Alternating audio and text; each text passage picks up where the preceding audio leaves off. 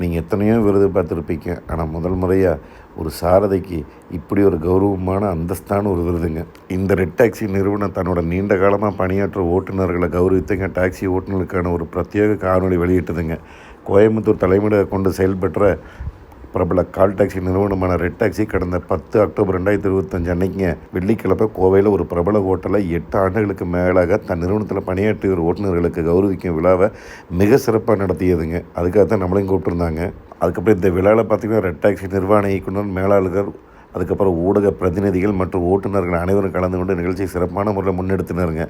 விழாவின் முக்கிய நிகழ்வாக டாக்ஸி ஓட்டுநர்களோட கஷ்டத்தை பற்றிங்க, அவங்களோட குடும்பத்தில் என்ன சொல்கிறாங்கன்னு சொல்லிங்க அது ஒரு ஆவணப்படம் வெளியிட்டாங்க.